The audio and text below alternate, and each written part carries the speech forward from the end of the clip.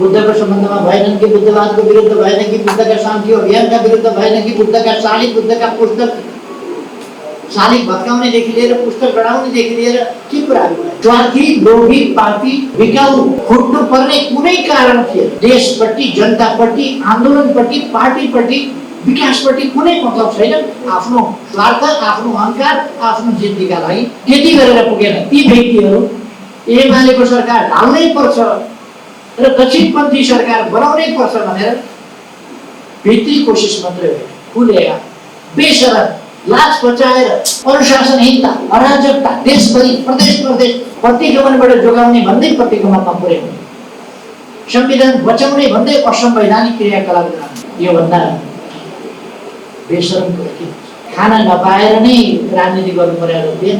अरू हजारौं नेता कार्यकर्ता भूमिगत किन बस्नु पर्यो निर्वाचनमा जेलमा किन बस्नु पर्यो? दमन सुरु भइसक्यो मान्छेहरू निष्कासन हुन थालिसके पञ्चनी सुरु भइसक्यो भत्ता राजनीतिकरण सुरु भइसक्यो। यो कास्टिङ हो अलोकतान्त्रिक तरिका। सिनियर नेतृत्व हुनुपर्छ सम्पूर्ण नेपाली राजनीतिबिदहरू एकताबद्ध भए परिवर्तन र रूपान्तरणको एउटा इतिहासकै रूपमा जानिनु नेपालको लोकतान्त्रिक आन्दोलन र कम्युनिस्ट आन्दोलनका एक ढङ्गले भन्ने हो भने ज्येष्ठ हस्ती मध्येकै एक तुलसीलाल मातेजीको 24औं स्मृति दिवस। यस दिवसको सन्दर्भमा म उहाँप्रति हामी सबैको तर्फबाट र सिङ्गो पार्टीको तर्फबाट हार्दिक श्रद्धा सुमन अर्पण गर्दछु। तुलसीलाल मात्य उहाँको राजनीतिक आन्दोलनको सहभागिता विक्रमाब्दको अघिल्लै शताब्दीदेखि यो शताब्दी लाग्नभन्दा अगाडि राणा शासन हट्नभन्दा दशकौं अगाडि अथवा कमसेकम दशक अगाडि उहाँ राणा शासन विरोधी आन्दोलन र नेपालको राजनीतिक र सामाजिक परिवर्तनको आन्दोलनमा निर्भीकतापूर्वक सरेको उहाँ एकजना अर्थशास्त्री त्यस जमानाको एउटा विद्वान विषयगत हिसाबले अर्थशास्त्री सँगसँगै उहाँ समाजशास्त्री एउटा महान समाजशास्त्री जसले समाजको नाडी छापेको थियो समाजको वर्तमान तत्कालीन अवस्थालाई त्यति बेलाको वर्तमान बुझेको थियो र त्यस बेलाका समस्याहरू पहिचान गरेको थियो त्यसबाट उम्किने उपायहरूको सम्बन्धमा चिन्तन गरेको थियो र सकारात्मक बाटो पहिले आयो। त्यस सन्दर्भमा आइपर्ने चुनौतीहरू के हुन सक्छ त्यसको अनुमान गरेको थियो र ती चुनौतीहरूको सामना गर्दै अगाडि बढेको। तुलसीलाल मात्य एउटा यस्तो व्यक्तिको नाम जो हामीभन्दा अघिल्लो पुस्ता तर उहाँ कहिल्यै पनि बुढो हुनुहुन्न। उमेर धेरै दशकहरू पार गर्नुभयो। 80 वर्षको उमेरतिर एकपल्ट म त अलिक जवाब दिएँ। मैले तुलसीलालजी जस्ता बुढापाका मान्छेहरू भनेर भनेको उहाँ बुढो भनेर मलाई मनोबल कमजोर पार्न खोजेको मेरो मलाई काममा शिथिल बनाउन खोज्यो। उमेर कति भयो बेग्लै कुरा हो। म बुढो भएको छैन, म तन्दुरुस्त छु। अहिले म बुझ्दैछु किन भन्नुहुँदो रहेछ तुलसीलाल मात्य। मलाई पनि त्यस्तै लाग्छ। अनि त मैले उहाँलाई सोधेको उमेर भएको छैन, त्यस बेला मैले के जवाब दिन्छु थाहा छैन। तर अहिले मलाई लाग्छ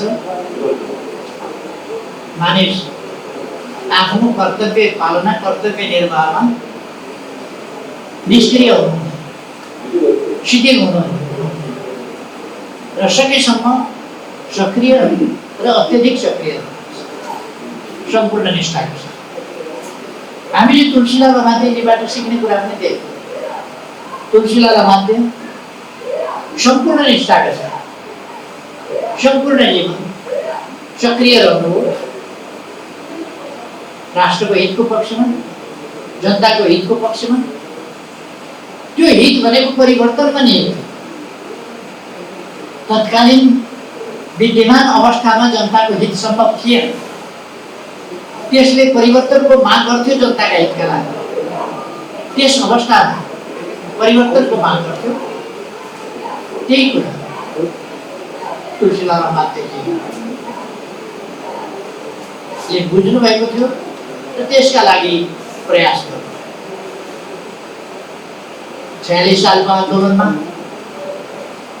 एउटा हामी सबैले, देशले, दुनियाँले कहिल्यै नबिर्सने उहाँको एउटा फोटो छ। पाको मान्छे, हिउँदको महिना, बिहानै टोपी ओढेर उहाँ एउटा झन्डा बोकेर जानु भएको थियो र उहाँलाई त्यति बेला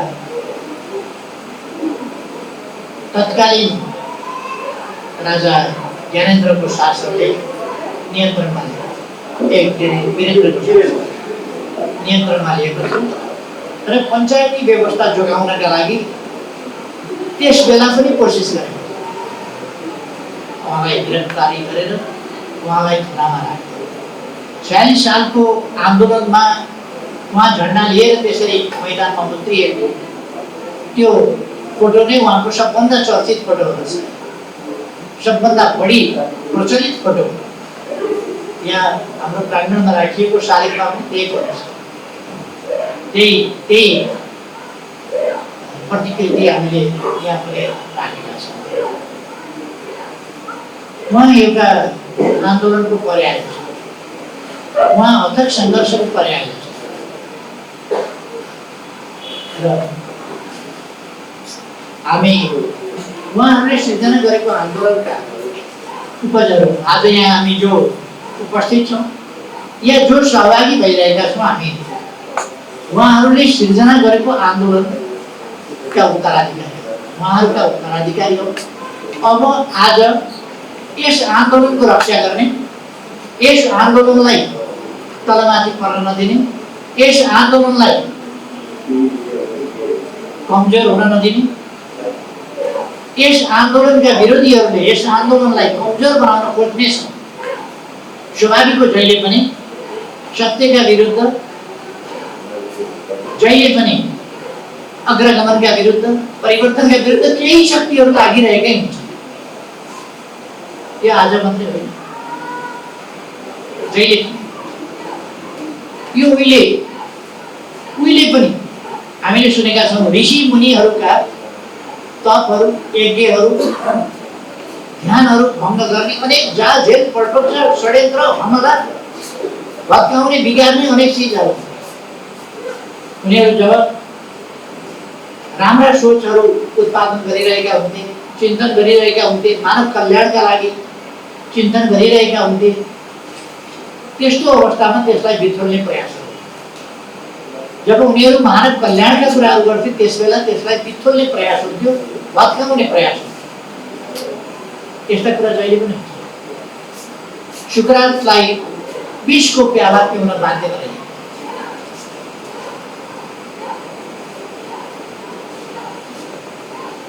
हामी एउटा पुरानो सभ्यताको देश, जहाँबाट सभ्यता सुरुवात भयो, जहाँबाट चिन्तन सुरुवात भयो, जहाँबाट विभिन्न कुराहरूको आविष्कार र प्रादुर्भाव भयो, जहाँ अनेक प्रकारका प्रयोग परीक्षणहरू भए, जहाँबाट ज्ञान, विज्ञान, खगोल, गणित, औषधि विज्ञान वा यस्ता अनेक शास्त्रहरूको उत्पत्ति भयो। त्यो थलोका हामी मानिसहरूले बुझ्न पर्दछ कि यी सबै कुराहरूको जहाँ उत्पत्ति भयो त्यो उत्पत्ति हुँदै गर्दा त्यसले वेलकम मात्रै पाएन। शास्त्रार्थ हुँदाखेरि शास्त्रार्थमा फरक विचार राख्नेहरूको हत्या गरिन्छ। यस्ता कुराहरू फरक विचारको हत्या गर्नदेखि लिएर खास गरी एडभान्स कुराहरू, अग्रगामी कुराहरू, विकसित कुराहरू त्यो समाजमा प्रचलित भन्दा नयाँ कुरा जति बेला आउँछ त्यस बेला झन् बढी खतरनाक ढङ्गले आक्रमण हुने। यस्ता कुराहरू बुद्धको सम्बन्धमा भएनन् कि बुद्धवादको विरुद्ध भएन कि बुद्धका शान्ति अभियानका विरुद्ध भएन कि बुद्धका शालिग, बुद्धका पुस्तक शालिग भत्काउनेदेखि लिएर पुस्तक गढाउनेदेखि लिएर के कुराहरू भए।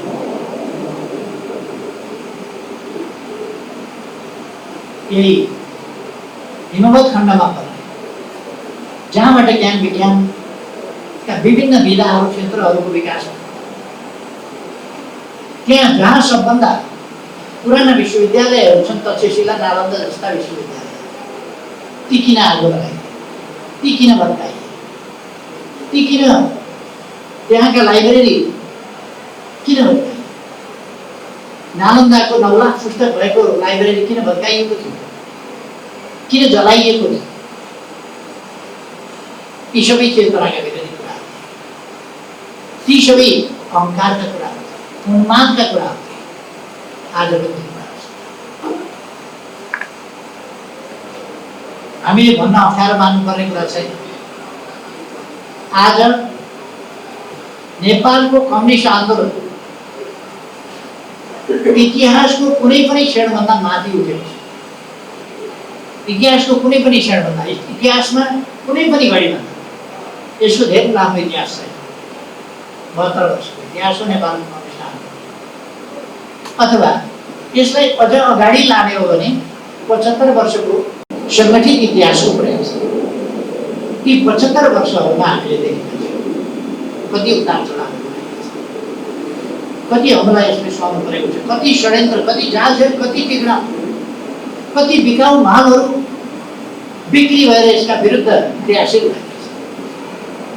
हाम्रै आन्दोलन मित्र पार्टीको टुप्पामा बसेर केशरचन्द्र रायमाझी जस्ता मान्छेहरू आन्दोलनलाई दरबारमा लगेर राजाका पाउमा भेटी चढाउने छ। त्यो कुरा आन्दोलनमा विभाजन ल्याए, त्यो कुरा हामीले देखेका छौँ। त्यो विभाजनहरूलाई, ती विभाजनका श्रृङ्खलालाई टुङ्ग्याउँदै हामीले पार्टी एकीकरण पनि गर्यौँ। एकीकरणको एउटा नयाँ सिलसिला सुरु गर्यौँ र एकीकरण हुँदै आयो र अहिले भर्खरैसम्म हामी 3 वर्ष हामीले एउटा एकीकृत पार्टी र झन्डै 2/3 स्थिति संसदमा 7वटा मध्ये 6वटा क्षेत्रमा 6वटा प्रदेशमा प्रदेश सरकार हामीले लगभग 35,000 मध्ये 20,000 स्थानीय तहका जनप्रतिनिधिहरू त्यसमा कब्जा गरे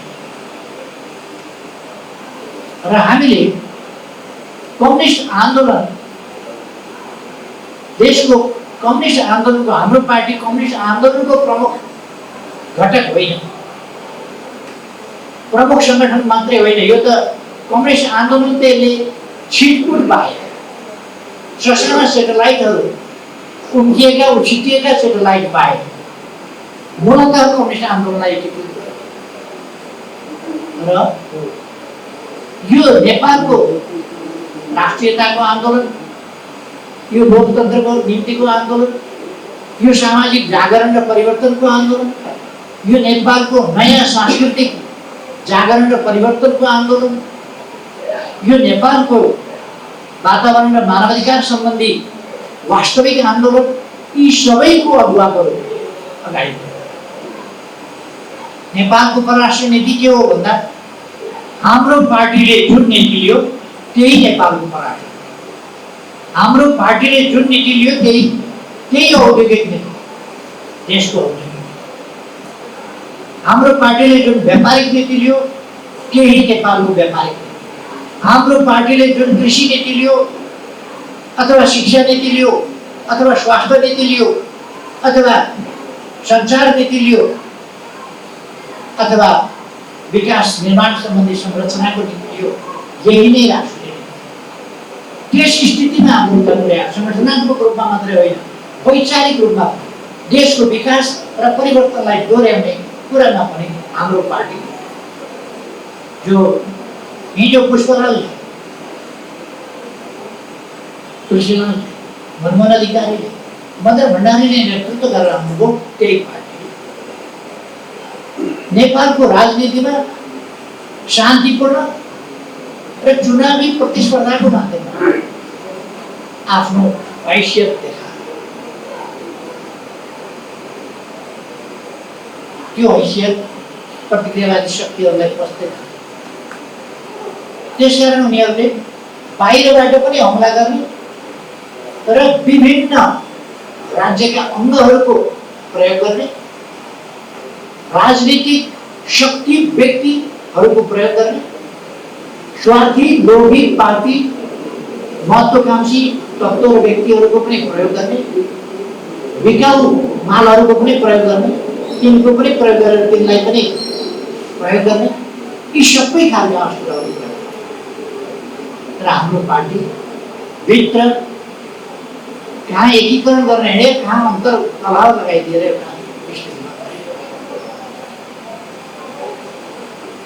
आज हामी सरकारबाट एकीकृत पार्टी छुटेर फेरि अलग अलग पार्टी हुने स्थितिमा पुगेका छौँ। फुट्नु पर्ने कुनै कारण थिएन, कुनै कारण थिएन। नीतिगत त्रुटि थिएन, व्यवहारिक त्रुटि थिएन।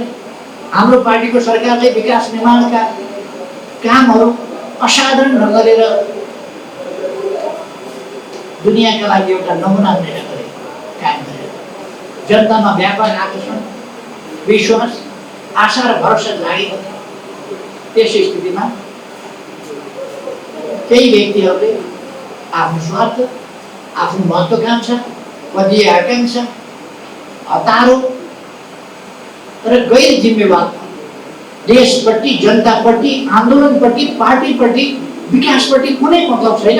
आफ्नो स्वार्थ, आफ्नो अहङ्कार, आफ्नो जिद्दीका लागि पार्टी फुटाउने बाटोमा परिस्थितिलाई लगेर पार्टी त्यति गरेर पुगेन। ती व्यक्तिहरू एमालेको सरकार ढाल्नै पर्छ र दक्षिणपन्थी सरकार बनाउनै पर्छ भनेर भित्री कोसिस मात्रै होइन, खुलेर बेसरम लाज बचाएर ती कहिले राष्ट्रपतिका हस्ताक्षर लिएर प्रतिक्रियावादीहरूका पछि पछि लागेर कहिले अदालतमा एमालेको सरकार ढाल्नै पर्छ, दक्षिणपन्थी सरकार बनाउनु पर्छ भनेर कहिले उतार्दैन।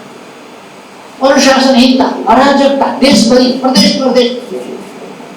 प्रदेशमा अराजकता। पार्टीले एउटा उम्मेदवार उठाउँछ, अर्को उम्मेदवार उठाउँछ, अर्को उठाउँछ। त्यस खालको स्थिति पार्टीप्रतिको किञ्चित निष्ठा छैन, देशप्रतिको किञ्चित जिम्मेवारी छैन, जनताप्रतिको किञ्चित जिम्मेवारी छैन। प्रतिगमनबाट जोगाउने भन्दै प्रतिगमनमा पुर्याउने, संविधान बचाउने भन्दै असंवैधानिक क्रियाकलाप गराउने, त्यस खालका आन्दोलनभित्रको, कम्युनिस्ट आन्दोलनभित्रको यो अत्यन्तै नकारात्मक दृष्टान्त हो, दुःखद पक्ष हो। र यस्तो पक्षलाई हामीले अस्वीकार गर्नुपर्छ, इन्कार गर्नुपर्दछ र हामीले पार्टीलाई विचारमा केन्द्रित, स्वार्थमा केन्द्रित होइन, स्वार्थमा केन्द्रित होइन, विचारमा केन्द्रित, स्वार्थको लेनदेनबाट पार्टी बनाउने होइन, पदको लेनदेनबाट होइन, विचारबाट सङ्गठित भएर पार्टी बनाउने त्यस्तो पार्टी र देश र जनताप्रति इमान्दार पार्टी त्यस्तो पार्टी, संगठनात्मक ढङ्गले एकताबद्ध र अनुशासित पार्टी। अनुशासन है दक्षिणपन्थीका पछि, प्रतिक्रियावादीहरूका पछि अहिले देखिरहनु भएको छ नि त, 5 दलीय गठबन्धन गरेर आफ्नो पार्टीले सरकारबाट पछारेको छ, भैमा प्रतिपक्षमा पुर्याएको छ र सत्तापक्षीय गठबन्धनमा पार्टीकै नेता हुँ भन्दै सत्तापक्षीय गठबन्धनमा सहभागी हुन सक्छ। योभन्दा बेशरम कुरा के हुन्छ? यस्ता खालका दृश्यहरू हामीले कम्युनिस्ट आन्दोलनभित्र बन्द गर्नुपर्दछ। यस्तो कुरा दृश्यहरू, यो घिनलाग्दा दृश्यहरू अब हामी इमान्दार हुन सक्नुपर्छ। पुष्पलालले कहिले कहिले 2 दिनमा एक मुठी काँचो चना खाएर जिन्दगी बिताएर, कमसेकम यहाँ काठमाडौँको सहरमा जन्मिएको साउथीको छोरो होला पुष्पलाल, जन्मिन त भगेरीमा जन्मिया होला छ, यहाँ काठमाडौँ आएर बसिसकेको हुन्छ र एउटा खाना नपाएर नै राजनीति गर्नु परेको थिएन। त्यसका त अनेक बाधा थिए उहाँहरू जतिका मान्छेका, त्यति बेलाका पढे लेखेकै सम्भ्रान्तै मान्छेहरू भने देशलाई एउटा विचारले नयाँ बाटो दिन सक्ने मान्छे त्यो केही गर्न सक्दैन थियो भन्ने त होइन, तर त्यस्तो मान्छे किन 2 दिनमा एक मुठी काँचो चना खाएर निर्वाचनमा अपहेलित ढङ्गले निर्वासित जिन्दगी बिताएर सङ्घर्षको नेतृत्व किन गर्नु? तुलसीलाल लमाते जस्ता मान्छेहरू निर्वाचनमा किन बस्नु? मनमोहन अधिकारी जस्ता मान्छे जेलमा किन बस्नु? मदन भण्डारी जस्ता मान्छे निर्वाचन र भूमिगतमा किन बस्नु? अरू हजारौँ नेता कार्यकर्ता भूमिगत किन बस्नु पर्यो? निर्वाचनमा जेलमा किन बस्नु पर्यो? आज मेरो त बाटै रहेन। मलाई त समाप्त पार्न खोजे भनेर कसरी समाप्त पार्न? खालि पदीय महत्त्वाकांक्षा, पदीय स्वार्थ, व्यक्तिगत अहङ्कार, जिद्दीको तुष्टिको हतार, त्यो तुष्टि गर्ने कुराको हतारको कारणले कम्युनिस्ट आन्दोलनलाई नै पछाडि पार्ने, देशलाई नै पछाडि पार्ने, देशमा प्रतिगमन ल्याउने एउटा प्रगतिशील समाजवाद उन्मुख विकास प्रेमी तीव्र गतिले विकासको नेतृत्व गरिरहेको सरकार, प्रगतिशील सरकार ढालेर दक्षिणपन्थी सरकार निर्माण गर्नु प्रतिगमन होइन भने प्रतिगमन के हुन्छ? यो निर्वाचनको माध्यमबाट होइन। यदि निर्वाचनको माध्यमबाट जनादेशबाट एउटा सरकार बन्छ, एउटा सरकार फेरिन्छ, अर्को सरकार आउँछ भने त्यसलाई प्रतिगमन भन्न सकिन्छ। यो निर्वाचनको माध्यमबाट त बन्ने बिग्रिने हुन्छ बहुदलीय प्रणाली, तर निर्वाचनको माध्यम र जनादेशबाट होइन, बेग्लै कुबाटोबाट सरकार त्यो परिवर्तन गराइयो। परिवर्तन कसले गर्यो भन्दा तथाकथित कम्युनिस्टले अगुवाई गरेर त्यसमा पनि हाम्रा पार्टीका केही तत्त्वहरू, बिग्रिएका तत्त्वहरू, महत्त्वाकांक्षी तत्त्वहरूले हस्ताक्षर गर्दै प्रतिक्रियावादी शक्तिका पछि नपुग्ने, तिनका आदेशका पालना नगर्ने हो भने यो स्थिति आउने थिएन। यो स्थिति किन आयो? यो स्थिति आउनुको कारण उहाँहरूले बेइमानी गर्न, उहाँहरूले पार्टीप्रतिको निष्ठा, इमान सब छोडेर दक्षिणपन्थी शक्तिलाई सहयोग पुर्याउने निर्लज्ज, बेइमान, धोकेबाज काम गर्नुहुनेछ। त्यसका आज हामीले शिक्षा लिनुपर्ने कुरा, शिक्षा यस्ता तत्त्वबाट भयो। पुष्पलाल जस्ता व्यक्ति, त्यागी व्यक्ति जो आन्दोलनप्रति समर्पित भएर, मनमोहन अधिकारी जस्ता व्यक्तिहरू, तुलसीलाल लमाते जस्ता व्यक्तिहरू, मदन भण्डारी, जीवराज आश्रित जस्ता व्यक्तिहरू, हजारौं सैनिक हामीले शिक्षा जसले देशका लागि, जनताका लागि आन्दोलन र लोकतन्त्रको रचना, ती उद्देश्यका लागि आफ्नो जीवन समर्पित गर्नु। दुःख कष्ट भन्नुभयो, मेरो स्वार्थ भनेर आफ्नो स्वार्थलाई केन्द्रभागमा राख्नुभयो, आफ्नो अहमलाई केन्द्रभागमा राख्नुभयो, देशको हितलाई केन्द्रभागमा राखेर आज हामीले उहाँहरूबाट यस ढङ्गले शिक्षा तुलसीलाल लमातेज्यूप्रति स्मरण गरिरहँदा, उहाँप्रति श्रद्धासुमन अर्पण गरिरहँदा कमसेकम म के ढुक्कले भन्न सक्छु भने आज पुष्पलालले स्थापना गरेको, मनमोहन, तुलसीलाल, मदन भण्डारीहरूले नेतृत्व गर्दै अगाडि बढाएको यस पार्टीले देशमा परिवर्तन कसरी ल्याउन सकिन्छ भने विश्व डेथ मुभमेन्टमा, विश्व कम्युनिस्ट आन्दोलनमा एउटा नयाँ बाटो तय र सफलतापूर्वक त्यस बाटोलाई अगाडि बढाएको छ। र कम्युनिस्टहरूले विकास गर्न सक्छन् र विकास गर्नका लागि कम्युनिस्ट नै चाहिन्छ, होइन भने 100 वर्षमा कछुवा तालले हुने विकास पर्खिन सकिँदैन। आजको 21औं शताब्दीमा तीव्र विकास हामीलाई चाहिन्छ।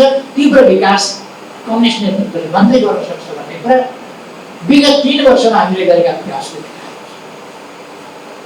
कम्युनिस्ट नै चाहिन्छ यस देशमा विकास गर्न, सुशासनका लागि। हामी सरकारबाट हट्यौँ, सरकारबाट हटेको भोलिपल्ट स्काउट जस्ता संस्थालाई चल्न दिन सक्यो। स्काउटका विरुद्ध जुलुस निकाल्न थाल्यो। केही ठाउँमा स्काउटका केही मान्छे भेला भएर कार्यक्रम गर्न रोक लगाए। 200 मान्छे त्यो हलमा कार्यक्रम गर्न दिएन। भोलिपल्ट 450 मान्छे केही ठाउँमा अर्को पार्टीका नेताहरू स्काउटले गर्न नपाउने उसले गर्न पाउने। यो खालको दादागिरी सुरु भएछ। स्काउटका कार्यकर्ताहरू विभिन्न जिल्लाबाट आउँदा बसबाट स्काउटका कार्यकर्ता को छन् भनेर बसबाट उतार्ने,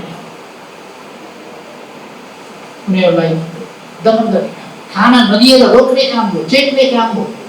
सेवा गर्न दिएन, सेवा गर्ने ठाउँमा खाना खान लागेको ठाउँमा खाना नदिएर रोके। दमन सुरु भइसक्यो, मान्छेहरू निष्कासन हुन थालिसके, पञ्चायती सुरु भइसक्यो, भत्ता राजनीतिकरण सुरु भइसक्यो। यो त प्रतिक्रिया मानिन्छ। यो कास्टिङ हो, अलोकतान्त्रिक तरिका। यो त हामीले देख्न थालिसक्यौँ। तर म भन्न चाहन्छु, हामी यस्ता सबै कुराहरूको सम्बन्धमा सरकारलाई खबरदारी पनि गर्छौँ। यसको आवश्यकता अनुसार प्रतिवाद पनि गर्छौँ र प्रतिरोध पनि आवश्यक पर्ने गर्छौँ। किनभने हामीले बलिदान दिए यतिकै होइन, जिन्दगी अर्पण गरे, दशकौं जेलमा बिताए, दशकौं निर्वासनमा बिताए, दशकौं भूमिगत भए, हजारौंको रगत पसिना बगाए, हजारौं टुरा टोरी भए, हजारौंले काख रित्याए, हजारौंले अङ्गभङ्ग भएर ल्याएको लोकतन्त्र अहिले पनि धेरैका शरीरमा गोली छ, धेरैका शरीरमा छल्ला छ, अहिले पनि धेरै मान्छेहरू घाइते छन्। ती सबै बलिदानबाट ल्याएको यो परिस्थिति कसैको लहरले यस परिस्थितिलाई तलमाथि गर्न पाइँदैन। यस परिस्थितिको जुन अनुकूल परिस्थिति, लोकतान्त्रिक वातावरण हामीले प्राप्त गरेका हौँ, त्यसको रक्षा गर्ने पनि हाम्रो कर्तव्य हो र हामी त्यसको रक्षाका लागि उभिन्छौँ भन्ने कुरा। अब आजको परिस्थितिको सामना गर्दै हामी नयाँ विजयका लागि अगाडि बढ्नेछौँ र तुलसीलाल अमात्यका बाँकी सपनाहरू साकार पार्नेछौँ। तुलसीलाल अमात्यले झुटा सपना देख्नुभयो, दिवा सपना देख्नुभयो। उहाँले यथार्थ सपना 97 सालमा उहाँ राजनीति गरेर आउँदा राणा शासनको परिवर्तनको परिकल्पना जुन गर्नुभएको थियो त्यो 7 सालमा त आयो। त्यसपछि उहाँले राजनीतिक परिवर्तनका परिकल्पनाहरू जे देख्नुभएको थियो त्यसको अवरोधका रूपमा आएका प्रतिगमन कार्यक्रमहरू, तिनका विरुद्ध उहाँको लडाईँ,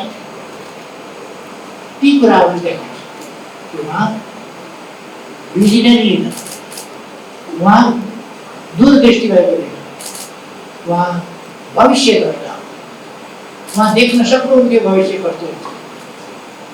शासकहरू कहिले कहिले सत्ताको उन्मादमा भविष्य देख्छन्,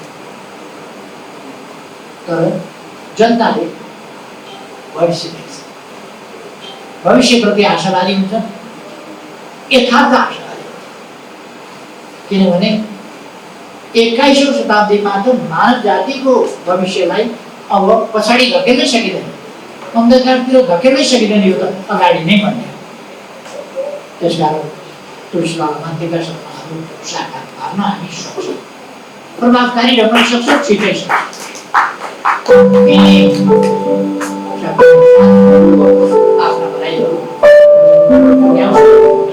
प्रति फेरि एकपल्ट हार्दिक श्रद्धासुमन अर्पण। धन्यवाद।